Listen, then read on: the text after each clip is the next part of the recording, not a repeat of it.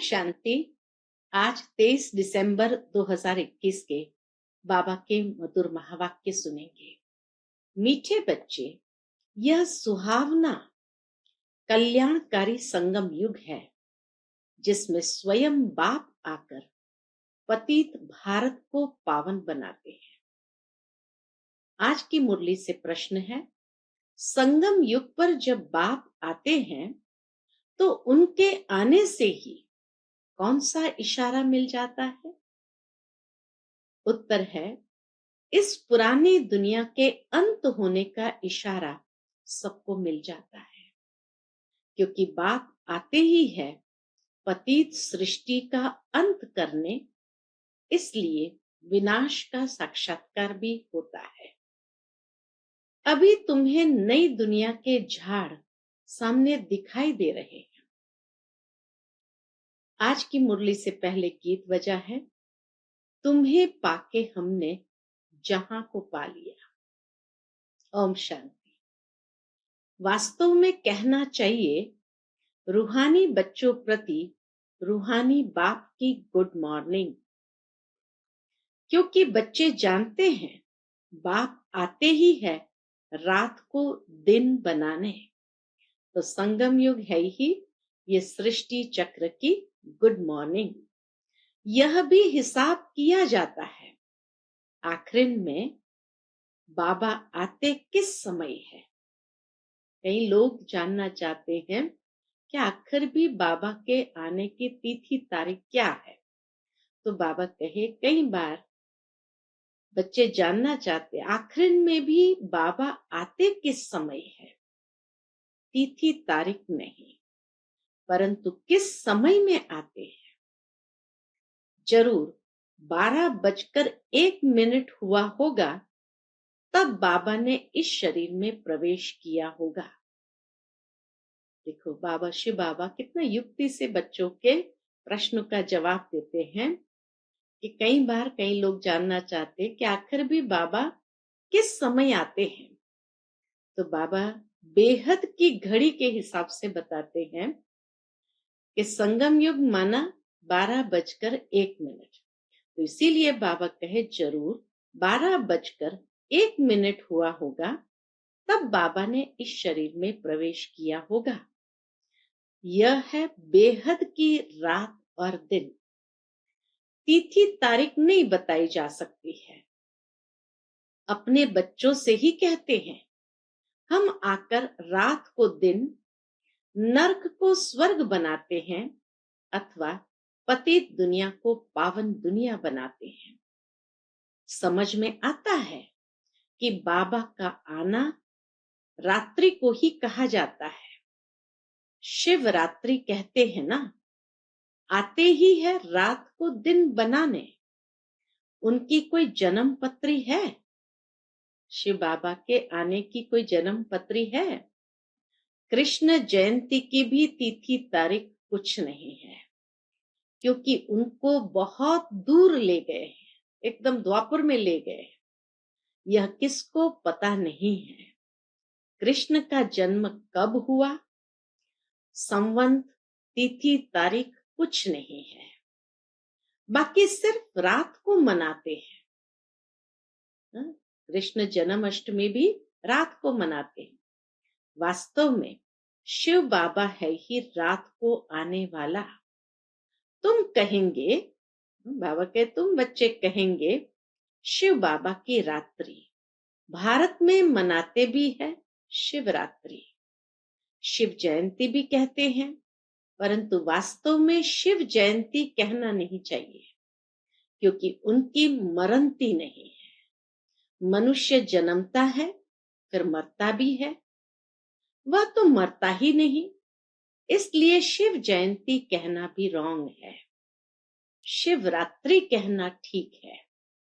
यह शिव बाबा बतलाते हैं, दूसरा कोई ऐसे कह न सके।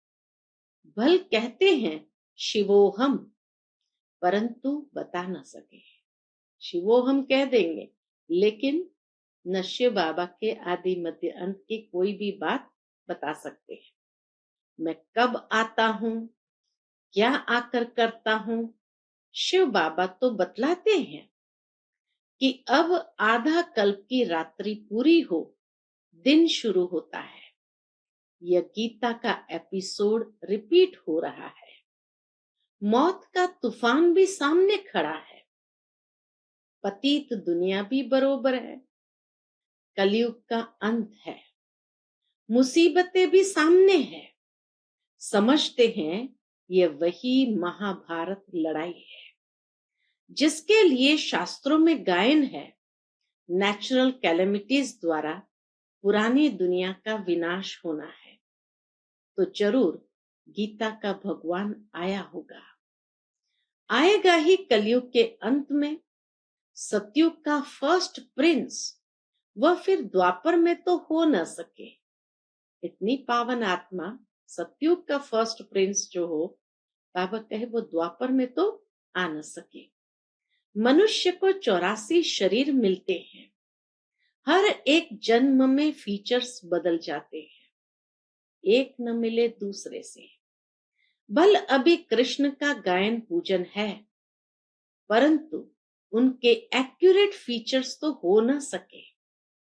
उनका फोटो भी निकल न सके। ऐसे ही मिट्टी का, कागज का बना लेते हैं। एक्यूरेट फीचर्स तो जब ध्यान में जाओ तब तुम देख सकते हो कृष्ण के एक्चुअल फीचर्स कैसे होंगे, कितने ब्यूटीफुल होंगे।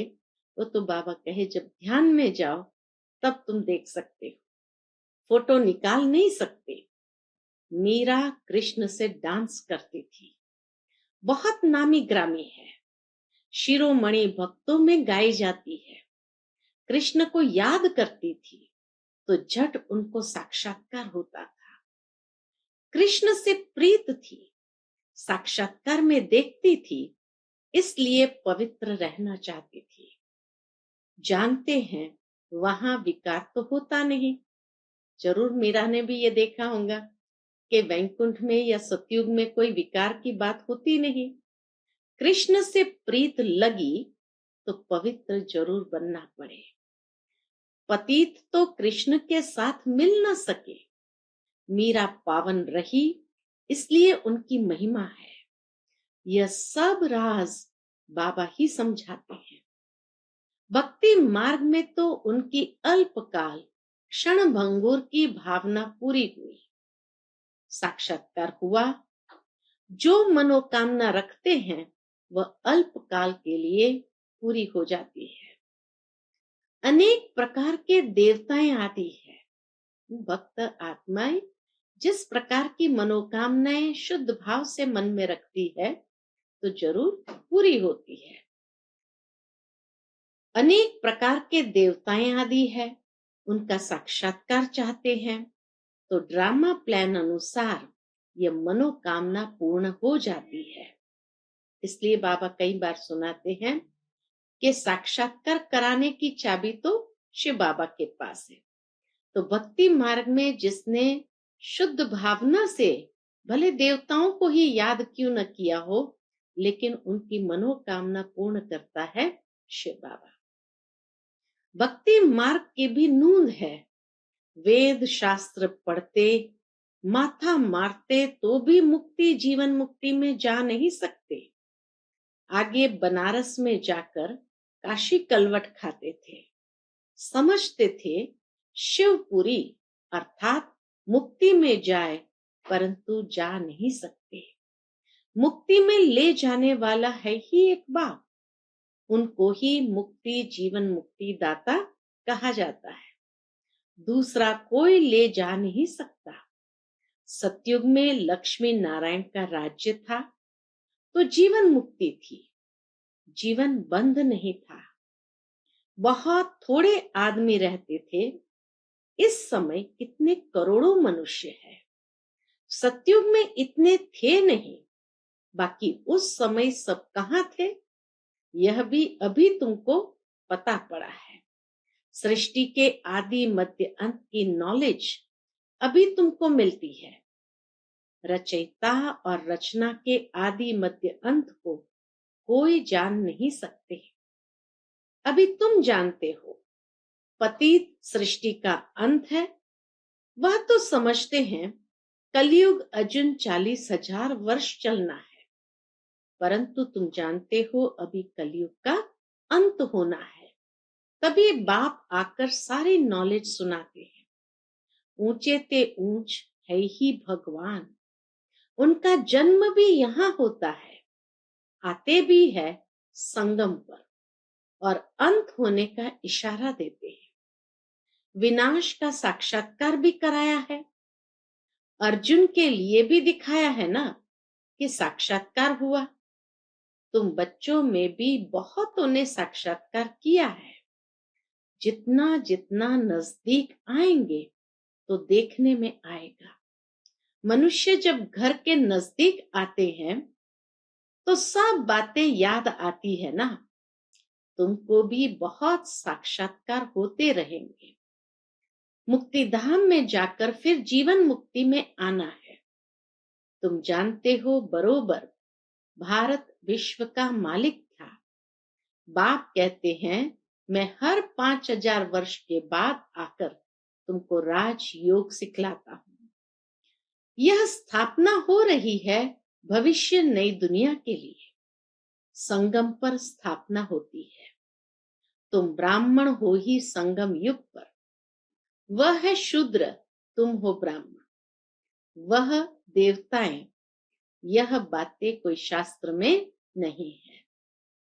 कलयुग में है शूद्र, संगम पर है ब्राह्मण, और सतयुग में है देवताएं। बाबा कहे ये बातें कोई शास्त्र में नहीं है। मनुष्य थोड़ी जानते हैं कि संगम किसको कहा जाता है। इनको कल्याणकारी सुहावना संगम युग कहा जाता है, जहां से पतित भारत पावन बनता है। बाप भी कल्याणकारी है, आते भी भारत में हैं। बाप कहते हैं अभी तुम्हारे 84 जन्म पूरे हुए, अब तुम पतित हो, एक भी पावन नहीं, सब भ्रष्टाचारी है, विकार से पैदा होते हैं। तुम श्रेष्ठ देवी देवता थे, फिर क्षत्रिय वैश्य शूद्र बने, अभी ब्राह्मण बने हो, फिर देवता बनेंगे। फिर अंत में आकर प्रजापिता ब्रह्मा मुख द्वारा स्थापना करते हैं। किसकी?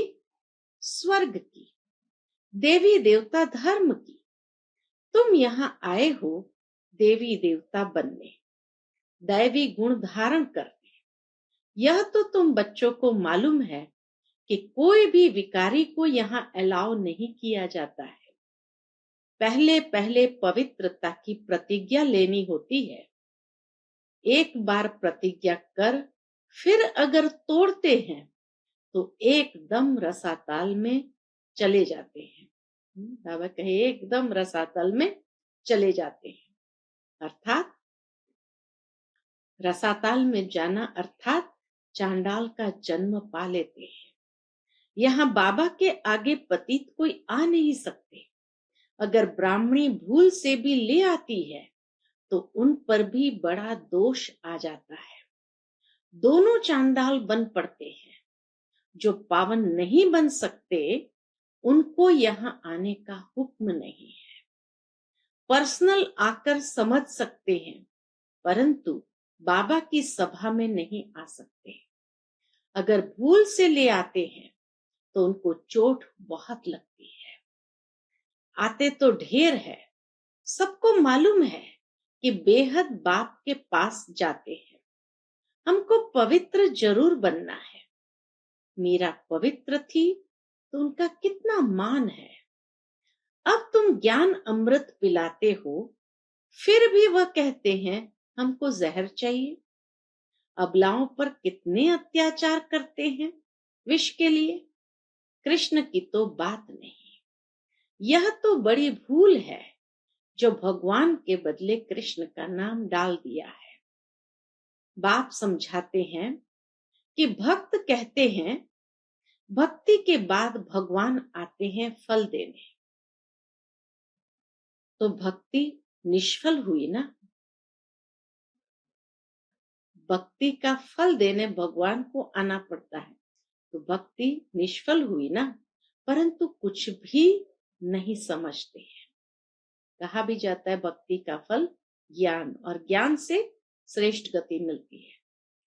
तो इसका मतलब भक्ति से श्रेष्ठ गति तो नहीं मिली ना। ये फल की प्राप्ति बाबा कहते हैं ये तो निष्फल हो गई। भारत ही गोल्डन एज था, अब है आयरन एज।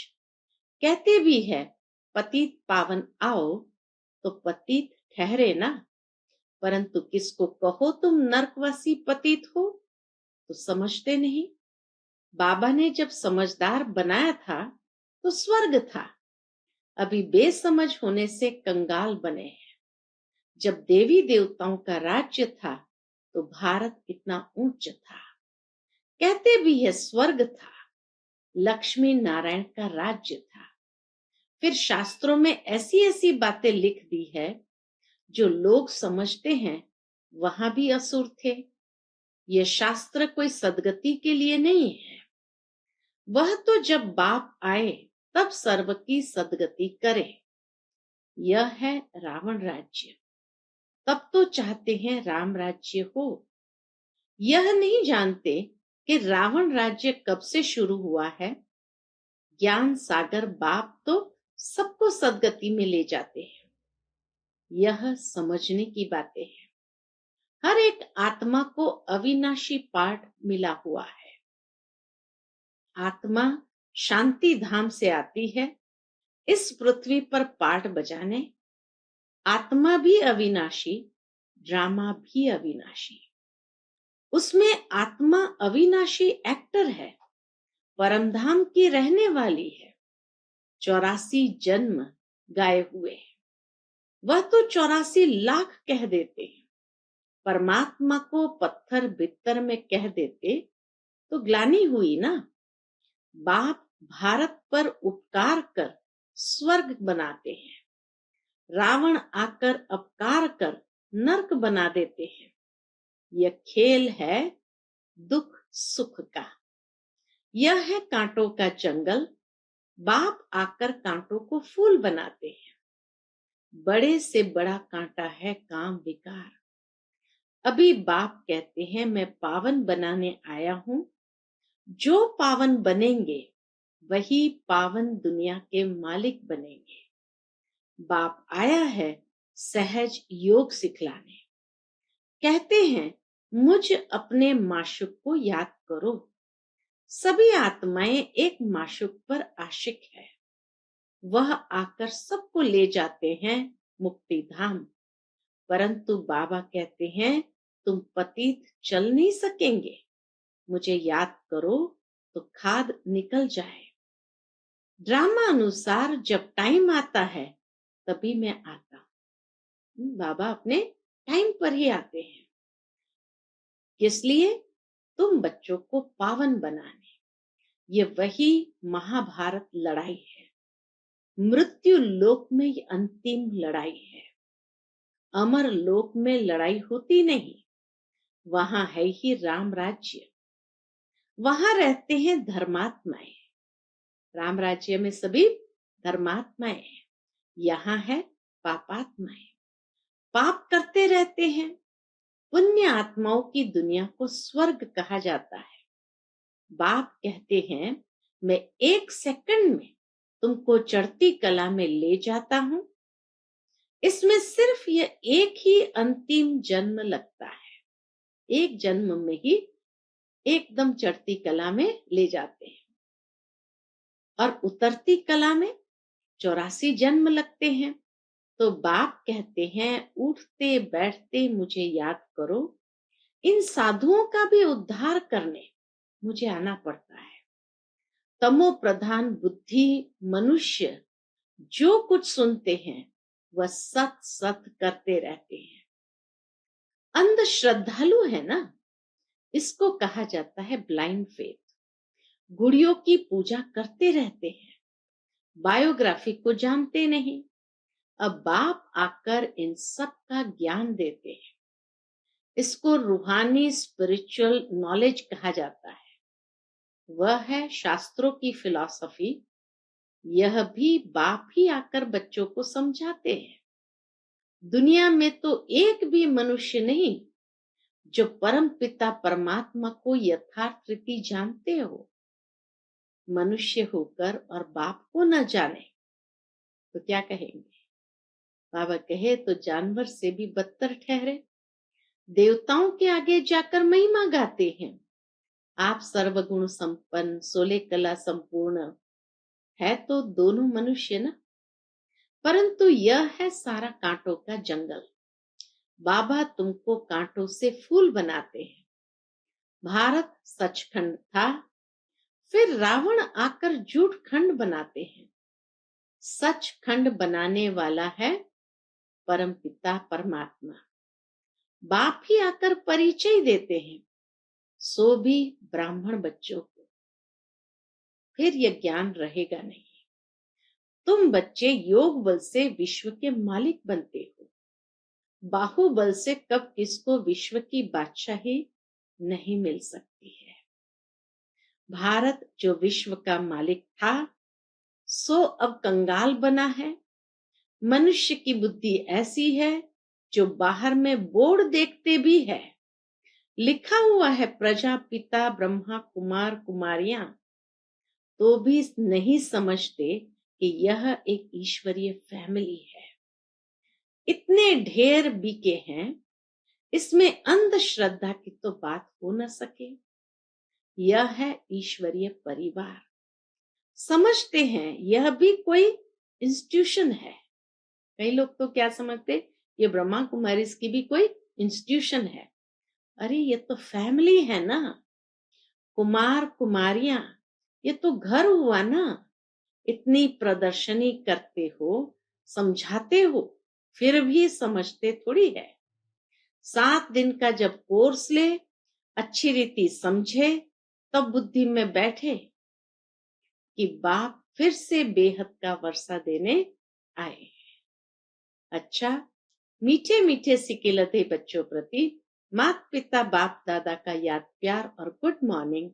रूहानी बाप की रूहानी बच्चों को नमस्ते। हम सब रूहानी बच्चों की रूहानी माता पिता बाप दादा को याद प्यार, गुड मॉर्निंग और नमस्ते। नमस्ते। शुक्रिया बाबा, शुक्रिया। आज की मुरली से धारणा के लिए मुख्य सार है। पहली पॉइंट, चढ़ती कला में जाने के लिए उठते बैठते एक बाप की याद में रहना है। बाप समान सभी पर उपकार करना है। दूसरी पॉइंट, ज्ञान अमृत पीना और पिलाना है। कांटों को फूल बनाने की सेवा करनी है। आज का बाप दादा का मधुर वरदान हम बच्चों के प्रति है। मर्जीवा स्थिति द्वारा हिम्मत और उल्लास की अविनाशी स्टैंप लगाने वाले प्राप्ति संपन्न भव। मर्जीवा स्थिति द्वारा हिम्मत और उल्लास की अविनाशी स्टैंप लगाने वाले प्राप्ति संपन्न भव। जो प्राप्तियों से संपन्न होते हैं, उनके हर चलन नैन चैन से उमंग उत्साह दिखाई देता है। लेकिन हिम्मत और उल्लास की अविनाशी स्टैंप लगाने के लिए अपने पास्ट के व ईश्वरीय मर्यादाओं के विपरीत जो संस्कार, स्वभाव, संकल्प, कर्म होते हैं, उनसे मर्जीवा बनो। प्रतिज्ञा रूपी स्विच को सेट कर, प्रतिज्ञा रूपी स्विच को सेट कर प्रैक्टिकल में प्रतिज्ञा प्रमाण चलते रहो। हिम्मत के साथ उल्लास हो तो प्राप्ति की झलक दूर से ही दिखाई दे। आज का स्लोगन है, मेले व झमेले में डबल लाइट रहने वाला ही धारणा मूर्त है। मेले व झमेले में डबल लाइट रहने वाला ही धारणा मूर्त है। अच्छा, Om Shanti. To watch Peace of Mind channel videos on YouTube, subscribe us on youtube.com/.